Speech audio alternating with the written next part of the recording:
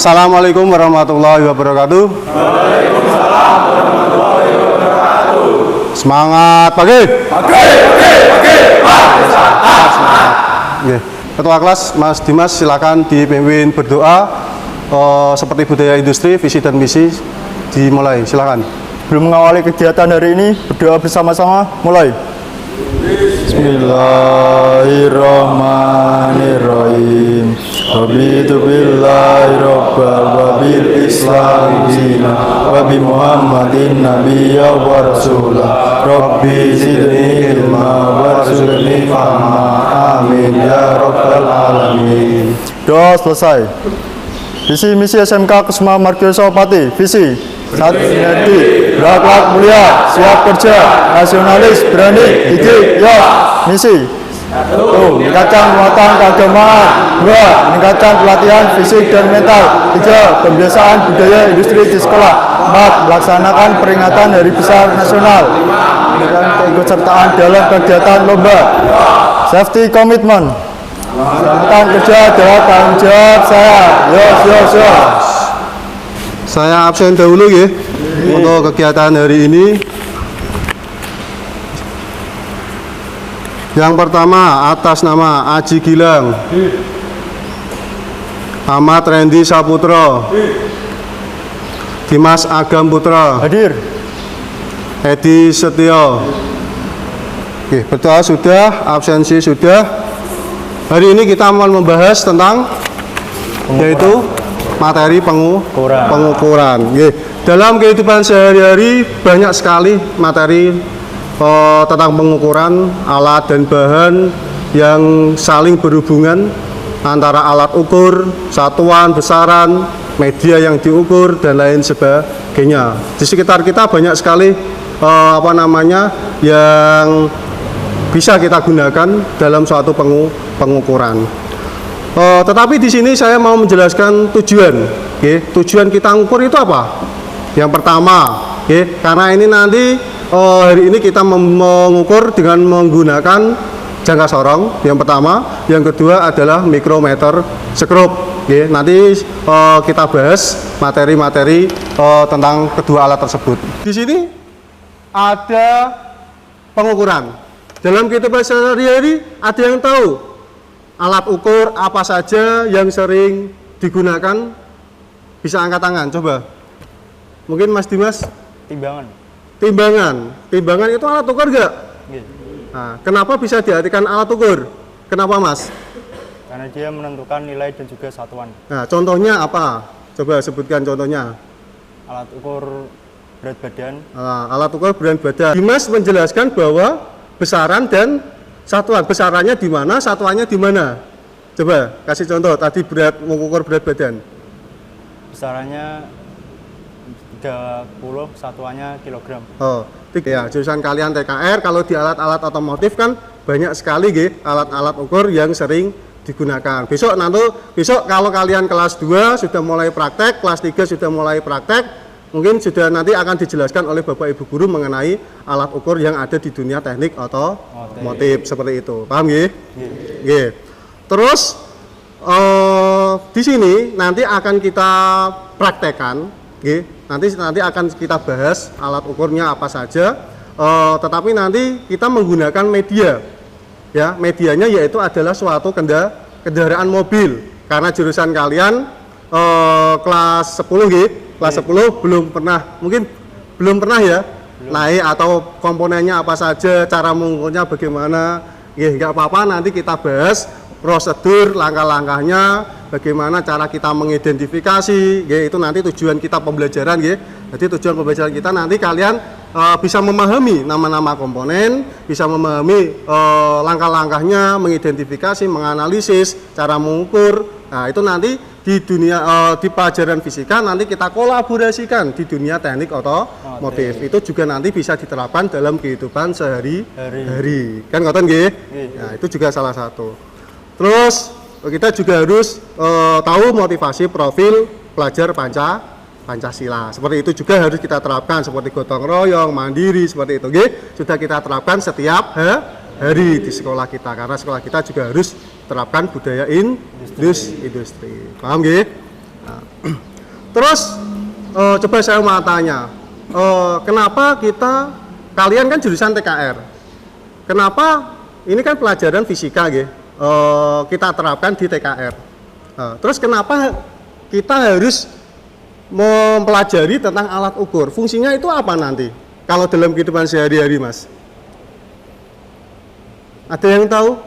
Contoh kamu mempelajari tentang penggaris, contoh kamu mempelajari tentang penggaris. Terus manfaatnya penggaris itu apa? Mengetahui ukurannya. Untuk mengetahui ukuran. Jadi Mas, kalian juga jurusan otomotif, saya berharap motivasi, semangat untuk mempelajari alat ukur. Nanti yang kita ajarkan di fisika ini bukan hanya alat ukur jangka sorong dan mikrometer saja, tetapi alat-alat ukur nanti yang kita bahas adalah yang berkaitan dengan di dunia otomotif. Tetapi untuk pertemuan hari ini kita hanya membahas jangka sorong dan mikrometer. Itu paham Nah, di sini ada macam-macam alat ukur. Yang pertama, coba Mas Dimas dibaca. Satu, macam-macam alat ukur. Apa yang dimaksud pengukuran? Nah, pengukuran tadi apa? Bareng-bareng. Untuk mengetahui besaran dan juga Untuk mengetahui besaran dan juga satuan. Ya, nilai besaran dan satuan. Nah, ini ada macam-macam contoh. Apa saja ini? Coba yang ranking 1 kemarin sinten? Angkat tangan. Nah, Dimas ranking 1. Silakan Dim, apa saja Dim yang kamu ketahui tentang alat ukur ini? Yang A itu neraca. Neraca pegas Yang pertama, yang B? Yang kedua meteran. Meteran untuk mengukur. Ya, di situ ada gambar meteran baju Ya, meteran juga banyak, ada jenis kain, meteran untuk tukang tapi yang ini jenis kain untuk mengukur panjang, lebar baju kan gitu Terus untuk yang C? Dial. Terus untuk yang dial itu untuk mengukur keolengan. Selanjutnya yang E? Multimeter. Multimeter. Multimeter ini untuk mengukur tegangan. Multimeter mengukur tegangan, mengukur arus AC dan arus DC. Terus tahanan juga bisa. Terus yang G? Jangka sorong. Jangka sorong ini nanti kita bahas. Terus yang K? Mikrometer sekrup. Terus sebelahnya Mas Dimas, piknya dikasih sebelahnya. Tadi alat ukur namanya siapa, Mas? Perkenalkan dulu. Perkenalkan, nama saya Hendrianto Saputra. Hendrianto Saputra. Tadi alat ukur apa saja yang kamu tahu? Ayo sebutkan 5 saja. 1. Timbangan. Terus jangka sorong. Terus yang ketiga? Multimeter sekrup. Terus multimeter. Yang terakhir? Takometer. Ingatan ya? Ini alat ukur jangka sorong. Ini nanti digunakan, Pak, ini ada yang kecil, ada yang besar, Pak. Nah, ini yang besar, coba saya bukakan. Nah, ini juga ada yang besar. Ada yang kecil, ada yang besar. Bedanya apa? Sama atau beda? Beda. Tapi ini biasanya, tapi untuk tujuannya sama untuk mengukur Tapi kalau misalkan ini besar, biasanya kalau di dunia otomotif nanti kita mengukur sistem rem untuk mengukur diameter kampas. Yang pertama, ini ada pengunci, Mas. Namanya pengunci untuk apa? Pengunci. Jadi pada saat kamu mengukur, nanti setelah diukur harus dikunci. Fungsinya untuk apa? Mengunci. Betul, fungsinya agar pengukurannya tidak bergeser. Kalau bergeser ya nanti walaupun sedikit juga mempengaruhi. Seperti itu ya. Nah, terus ada juga di sini rahang, Mas. Rahang di sini, ada beberapa macam. Yang pertama ini rahang apa yang bawah? Bisa dilihat di PowerPoint. Rahang geser. Ini yang depan ini rahang tetap. Yang bergeser ini namanya rahang geser. Kenapa rahang geser? Karena bergeser, Pak. Rahangnya kan seperti itu, Nah, terus ada lagi di situ. Ini yang bawah ini, untuk mengukur diameter luar, ambane, diameter luar. Terus yang atas ini untuk mengukur, ya di situ ada keterangannya ya. Terus yang atas ini untuk mengukur diameter dalam. Ada skalanya. Skala yang kamu ketahui apa saja di situ? Coba dipahami. Ada skala nonius, ada skala utama. Terus ada apa lagi? Ada alat bantu geser. Artinya apa, Mas? Di sini, perhatikan ya. Nah, ini, ya kelihatan? Ini kelihatan ya? Nah, ini yang apa namanya? Skala utama. Skala utamanya di situ ada berapa? Ini 15, ada 16, 17, 18, 19 sampai 20. Satuannya senti. 1 senti ada berapa mili? 10. Ada 10 mili, betul. Berarti di sini kecil-kecil ini Mas, dari 0, 1, itu kan 1 senti. Ada 10 garis. Artinya 10 mili. Itu skala utama. Paham sampai sini ya? Paham sampai sini ya? Ya, kalau belum paham nanti angkat tangan. Artinya apa? Kalau misalkan belum paham saya lanjut nanti kebingungan nanti ya. Kita step demi step, tahap demi tahap, Terus di sini ada skala nonius atau namanya vernier. Skala geser, Skala geser ini ada 0. Ini nanti kita menggunakan ketelitian 0,05. Ada 0,1 kalau misalkan kurang besar yang ini. Nah, ini kelihatan. Nah, ini kelihatan ya, yang besar ya. Ini ada 0, ada garis setengah atau 1 ini setengah, ini 2, ini setengah dan seterusnya sampai ke 10. Yang atas ini apa tadi, Mas? Skala utama. Yang ini inci, nanti inci nggak kita pakai dulu. Yang kita pakai adalah skala utama sama skala geser. Terus pernahkah kalian memeriksa mengukur ketebalan kampas? Belum. Pernahkah kalian mengukur diameter tromol? Belum. Rotor disk dan lain sebagainya. Nanti kita praktekkan. Ngerti ya? Siap ya? Semangat ya? Semangat. Nah, ini nanti silakan kalian buka. Ini di media kendaraan sudah saya kendorkan untuk bautnya. Nanti tinggal dilepas bautnya. Nanti roda ditaruh di stand, dirapikan, ditata. Roda 4. Nanti untuk alat ukur ini nanti saya bagi menjadi 4 kelompok. Nanti akan menjadi 4 kelompok. Nanti saya jelaskan, saya praktekkan, saya demonstrasikan cara penggunaan, cara mengukur dan lain sebagainya. Ranking 1 kemarin siapa? Dimas. Ranking 2 Asep Udin ya. Ranking 3 Rizky ya. Nah, ranking 4 Suryanto, betul ya? Nanti saya bagi menjadi 4 kelompok. Jadi satu kelompok ada 5 anak. Siap ya? Jadi yang saya tunjuk ranking-ranking tadi menjadi ketua kelompok. Siap. Saya panggil, silakan nanti posisi kelompok 1, kelompok 2, kelompok 3, kelompok 4. Aji Gilang, Ahmad Randy, Dimas Agam, Edi Setio, Endrianto, itu kelompok 1. Nanti di sini. Silakan memposisikan masing-masing tiap kelompok yang sudah saya bagikan. Ketua kelas bisa maju ke depan. Silakan menghadap ke sini semua. Ini gambar apa? Mengukur tebal cakram. Istilahnya rotor disk. Nanti rem depan. Nanti rem depan roda dilepas ada rotore. Bentuknya ini gambare. Nanti di LKPD yang saya bagikan, coba Mas minta tolong satu anak dibagikan Mas LKPD-nya. Berapa di 4? Masing-masing kelompok. Sama.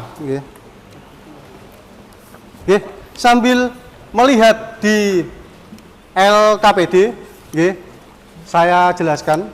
Sambil nanti di belakang bisa ditulis ketelitiannya berapa yang ada di PowerPoint, standarnya berapa yang ada di PowerPoint. Perhatikan ketua kelasnya nanti yang bertanggung jawab. Perhatikan ngukur rotor disk dengan menggunakan apa namanya alatnya? Mikrometer skrup. Nanti saya bagikan alatnya mikrometer skrup. Sampai bunyi tik tik tik tik. Diukur hasilnya berapa nanti ditulis di situ di hasilnya. Ada tabel pengukuran, ngukur di apa namanya? Rotor disk atau tebal disk cakram. Diameternya berapa, noniusnya berapa, skala utamanya berapa, HP adalah hasil ukuran ketemunya berapa milimeter. Paham nggih? Nanti ditulis apa saja yang kamu ukur di sistem rem di situ, baik rem tromol maupun rem cakram, silakan kalian analisis. Silakan kalian identifikasi, nggih. Silakan kalian evaluasi pengukuran apa saja yang ada di komponen-komponen yang tiap kelompok nanti saya bagi. Nonton ya.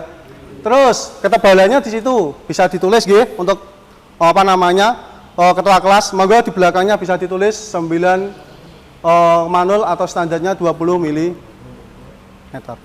Mengukur ketebalan diameter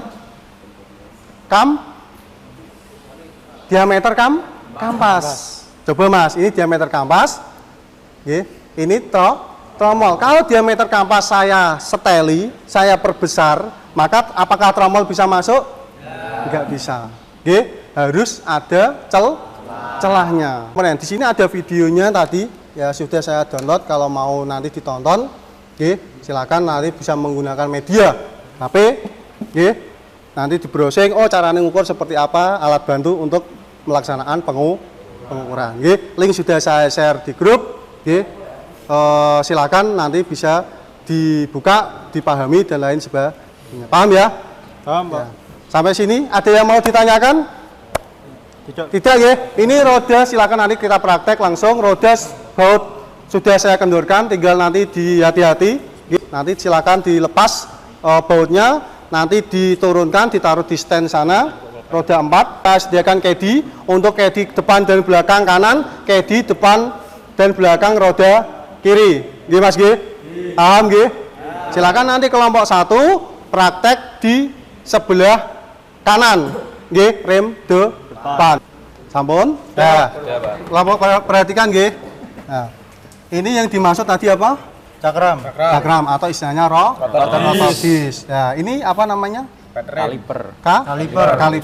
Nggih, ini ada baut ya. Nanti ketua kelas silakan coba cari untuk ukuran ini. Nanti kalau nggak ada di ruang alat. Nggih, ukurannya nanti dilepas, diukur untuk rem. Paham nggih? Dipahami dulu komponennya seperti apa, nama-nama komponen, terus cara pengukurannya seperti apa. Jika ada kesulitan bisa tanyakan ke saya atau lihat video yang sudah kita berikan di link. Siap. Paham nggih? Paham, Pak. Ya. Monggo bisa dimulai. LKPD-nya nggih, dibaca dulu LKPD. Untuk yang belakang mengukur ketebalan kampas. Nggih. Nah, ini ketebalan kampas dengan menggunakan alat ukur jangka sorong. Nggih. Nah, coba dilihat bawah sini satu. Nah. Ini nggih, nanti ketebalannya. Nggih, diukur seperti ini. Ketebalan kampas dari samping juga boleh nanti. Nah, ini diameter yang besar. Dan carinya titik terjauh, titik tengah, nggih, kanan dan kiri. Coba ambil jangka sorong, nah, coba dipraktekkan Mas. Coba diukur ketebalannya. Kamu Mas. Nah, ini bawah sini. Nah, ini dari titik. Terus dikunci. Nah, ini untuk diameter dalaman, nggih. Nah, kalau sudah dikunci, dibaca. Nah, pembacaannya sama seperti yang sudah saya jelaskan. Nanti ditulis di LKPD, nggih. Nah, ketebalannya berapa, nggih. Terus mengukur apa, diameter apa. Nggih. Untuk pengukurannya seperti ini, betul. Nggih. Ini tadi sudah, nah ini sudah dikencangkan ya. Sudah dikencangkan, ini sudah dikunci? Belum. Nah, ini silakan dikunci. Nah, baik cara pembacaannya di medianya, di bahannya. Jangan ditarik. Biarkan aja menempel. Kalau biasanya kita tarik nanti takutnya kalau ada pergeseran. Kan gitu, karena ada celah sedikit tetap dia akan bergeser. Nah, silakan kalau sudah seperti ini bisa dibaca. Nanti ditulis di LKPD mengukur rotor dis. Nanti boleh melebihi, boleh pengukurannya lebih dari satu. Mungkin diputar lagi, diukur lagi, diputar lagi seperti itu. Paham nggih? Paham. Bisa ya? Silakan dilanjut. Nih, kumpul semuanya. Nah, saya tunjukkan dulu nggih cara pengukurannya. Karena ini mengukur namanya apa ini? Tromol. Nggih. Ini untuk pengukuran tromol menggunakan rahang dalam apa luar? Nah, dalam nggih. Jadi berarti ini posisinya seperti ini. Nggih. Jangan sampai miring. Nggih, biasanya ada yang miring seperti ini. Ini salah. Ada yang miring seperti ini salah. Carilah titik terbesar. Nggih, kalau titik terbesar. Nah, kalau sudah di titik terbesar, nanti dikunci. Kalau sudah dikunci, dibaca. Tapi biasanya alangkah lebih baiknya cara pembacaannya, alat ukurnya bisa masih menempel di tromol. Dengan cara apa? Ini bisa ditempelkan di sana. Coba mas, dipasang. Ini, nah sini saya tunjukkan. Nah, ini, oke, seperti ini. Nah, ini kan posisi masih menempel. Nah, ini langsung aja dikunci. Kalau sudah dikunci, nah ini kan masih menempel. Nah, ini langsung dibaca aja. Kalau seperti ini miring, salah. Miring seperti ini salah. Jadi harus cari titik terjauh. Terus dikunci, dibaca. Oke. Nah, ini kelompok 4, diameter kampas rem sudah diukur. Sudah, sudah ketemu di tulis LKPD, ya. Tromol bisa masuk atau tidak? Bisa. Ini coba tromol kampas remnya saya atur, saya ubah diameternya, nanti bisa diukur lagi. Jadi bagaimana? Kalau misalkan kok diameter saya ubah kok diameter tromolnya, diameter kampas remnya kok semakin besar, berarti tromolnya tidak bisa masuk. Ini saya otak-atik, saya coba, nanti bisa diukur bolak-balik, jangan 1 kali 2 kali. Coba silakan nanti diperiksa lagi diameter tromolnya, diameter kampas remnya, apakah semakin besar atau semakin kecil. Nanti dipasang tromolnya apakah bisa masuk atau tidak. Paham, Ya, ini saya otak-atik, saya ubah lagi diameter dari kampas remnya. Paham, Silakan diukur lagi. Untuk kelompok 1 ya ini ya. Tadi sudah saya perbesar diameter tromolnya, diameter kampas remnya. Apakah tromol bisa masuk? Tidak bisa. Kenapa tidak bisa? Nah, ini lebih besar Pak daripada tromol. Ya. Berarti apa? Kamu harus mengukur lagi kan? Harus diseteli lagi.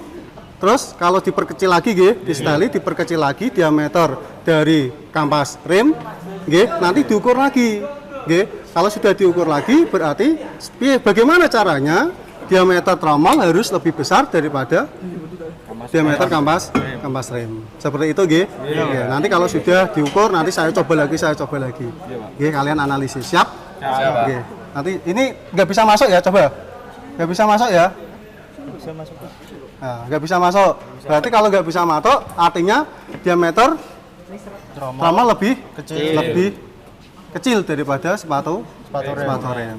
Silakan. Bisa nyeteli, Ini saya kasih caranya, Nah, ini diturunkan lagi. Nah, ini diturunkan lagi. Kalau sudah diturunkan, nah, berarti kan diameter sepatu rem akan semakin kecil. Kalau semakin kecil, nanti diukur lagi. Jangan terlalu kecil. Disesuaikan dengan celah standar yang sudah dicatat di PowerPoint. Nanti kalau sudah diukur, dipasang lagi apakah bisa masuk atau tidak. Paham sampai sini, Siap, Siap. Monggo. Nih. Dilanjut. Ini tadi ngukur part rem. Part rem menggunakan jangka sorong kecil. Jangka sorong kecil. Diameternya berapa? 4, 4. Kalau non-use-nya 0,7. Kalau sudah selesai, silakan dipasang semua komponen-komponennya.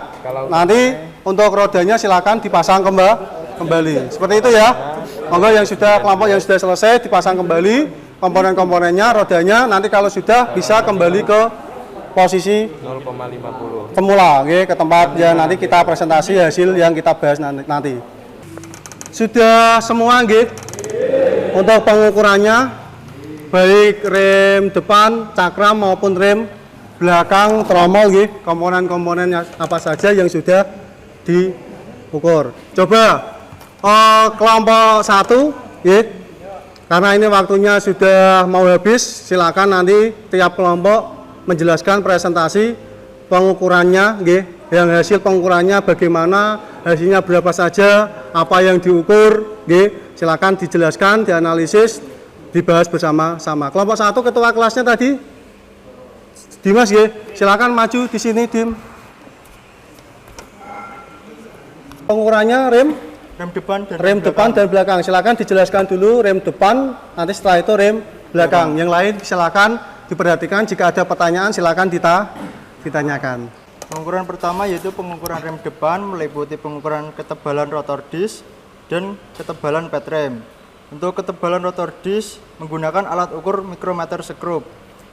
Mendapatkan hasil pengukuran skala utama 17 mm. Kemudian skala non-iusnya 0,11. Ditambahkan hasilnya adalah 17,11 mm. Kesimpulannya jelek karena di bawah standar. Standarnya yaitu 19 mm sampai 20 mm. Terus Itu untuk rem depan, rem Pak. depan. Tadi rem depan yang diukur ada berapa komponen? Dua, Pak. Ada 2 komponen. Yang pertama Cakram, ketebalan cakram, atau istilahnya rotor, Rotor disk. disk. Yang kedua ketebalan ped rem. ketebalan ped rem atau kampas, Kampas rem. Nah, sudah diukur Sudah, Pak. jadi kondisinya Jelek, Pak. jelek karena tadi standarnya sudah saya tampilkan di PowerPoint.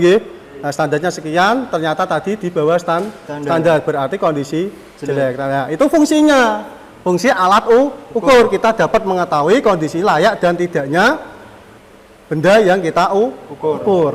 Paham tujuannya Nah, jadi kita harus bisa menganalisis, kita harus tahu tujuannya kita menggunakan alat ukur jangka sorong maupun mikrometer. Paham Terus untuk yang rem belakang, coba rem belakang silakan kelompok 2. Silakan Mas kelompok 2. Perwakilan dari kelompok 2 akan membacakan pengukuran rem belakang. 1. Kampas rem belakang. Ketebalan kampas rem menggunakan alat ukur jangka sorong yang kecil. Skala utama 3 mm dan hasil skala non-ius 0,75 mm. Hasil pengukuran 3,75 mm. Untuk yang tadi maju rem belakang menjelaskan Rem belakang tadi yang diukur ada berapa komponen? 3. Ada 3. Yang pertama Pat rem, ketebalan kampas. Yang kedua diameter kampas, diameter kampas antara kanan dan kiri, Terus yang ketiga diameter tromol. Tadi saya olah, saya otak-atik, saya atur untuk setelan dari renggangan dari kampas, diameter kampas, Tadi ada kelompok 4 yang diameternya saya ubah. Semakin besar diameter kampasnya, tromolnya tidak bisa masuk. Tadi sudah dianalisis, sudah berhasil, diukur lagi, ketemu hasilnya. Seperti itu, Ada yang mau ditanyakan dari kelompok yang lain? Sudah paham semua, Kalau sudah paham semua, silakan duduk, Satu kelompok lagi, kelompok 3. Untuk kelompok 3 bisa dijelaskan tadi yang pertama pengukuran ped rem depan. Ya, ped rem depan, Ya, pengukuran ped rem depan. Nah, ada berapa tadi hasilnya, Mas? Coba saya tanya dulu. Skala utama berapa? 7 mm. 7 mm, skala non-iusnya 0,15. 0,15. Berarti hasil pengukurannya Hasil pengukuran 7,15. 7,15. Paham semuanya ya? Kalau ada yang belum paham bisa ditanyakan. Terus untuk yang rem belakang? Untuk yang rem belakang, ped rem ketebalan skala utama mendapatkan 7 mm. Terus Dan skala non-ius berapa? 0,25 0,25. Jadi hasil pengukuran totalnya 7,25. 7,25. Sampai sini paham, Semuanya, Ya, untuk yang kelompok 4. Ya, silahkan maju. Ya. Tanggung jawab siapa namanya tadi? Kelompok 4. Suryanto, ya. Coba Mas dijelaskan. Saya mau tanya yang rem belakang. Tadi pengukuran rem belakang, Ya. Sudah saya seteli, perbesar, Saya kasih masalah untuk saya perbesar diameter kampasnya, tromol nggak bisa masuk, Ya, artinya apa? Bisa dijelaskan nggak? Harus diseteli terlebih dahulu. Harus Pak. diseteli Dahulu. apanya? Lebar kampas Lebar kampasnya harus dikecilkan lagi, Nah, tadi sudah diukur berkali-kali sesuai dengan standar. Sudah ketemu? Sudah. Bisa dipasang lagi tromolnya? Bisa. Jadi pengukurannya berhasil seperti itu, Artinya kalau nggak berhasil ya otomatis bingung. Ini bagaimana cara nyetelinya? Bagaimana cara pengukurannya? Kok tromolnya nggak bisa masuk? Ya, tadi sudah saya jelaskan. Ada penyetelan, saya otak-atik, ya, terus saya perbaiki lagi, ketemu dan tromolnya bisa masuk. Seperti itu, Ada yang mau ditanyakan lagi? Mas Dimas? Satu pertanyaan mungkin atau mungkin masukan-masukan, silakan. Titik terkecil. Iya, artinya di kampas rem tadi saya suruh ngukur 3 posisi G. Posisi titik A kanan dan titik B di tengah, posisi titik C di kiri. Tujuannya apa? Kita bisa mengetahui jadi ketebalan yang terbesar dan ketebalan yang terkecil. Tujuannya seperti itu. Karena setiap kampas rem kita nggak tahu nanti kondisinya bagaimana, kondisi baik atau jeleknya. Tadi sudah diukur kondisinya kondisi baik atau jelek, Mas. Yang pet depan jelek karena di bawah standar. Seperti itu, Ada yang mau ditanyakan? Silakan duduk, Mas. Ya, terima kasih. Ada yang mau ditanyakan dari kelompok 1, 2, dan 3? Kalau tidak ada, karena waktu sudah mau habis, tinggal 5 menit lagi, berarti kita tahu tujuan kita mempelajari di mata pelajaran fisika ini, mempelajari alat ukur jangka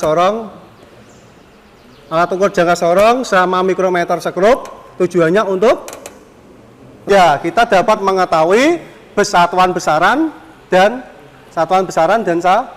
nilai dan satuan. Nilainya berapa, satuannya berapa. Seperti itu. Nah, makanya saya ajak praktek, yaitu pengukurannya kita langsung ke mobil karena sesuai dengan jurusan kalian. Jadi tujuan kita sudah tahu, kita bisa menganalisis komponen-komponen apa saja tadi, sudah bisa mengukur alat ukur yang kita gunakan apa saja, terus standarnya berapa, permasalahannya seperti apa. Seperti itu, Ya, mungkin karena waktunya sudah habis, pertemuan yang akan datang, kita akan membahas dial indikator. Alat ukur dial indikator yaitu keolengan. Karena banyak alat ukur, tetapi yang saya ambil adalah yang sering digunakan di dalam dunia otomotif. Seperti itu, bisa dipelajari, Kalau sudah dipelajari, bisa saya akhiri. Saya siapkan dulu, Saya silakan baris semuanya berdiri. Silakan untuk Mas Dimas disiapkan, dipimpin berdoa karena sudah selesai waktu pembelajaran hari ini. Monggo Mas Dimas bisa dimulai. Belum mengakhiri kegiatan hari ini, berdoa terlebih dahulu. Persilakan. Doa selesai. Untuk kegiatan hari ini saya cukup sekian, Saya akhiri, terima kasih. Wassalamualaikum warahmatullahi wabarakatuh. Semangat pagi. Biasa, semangat. Terima kasih semuanya.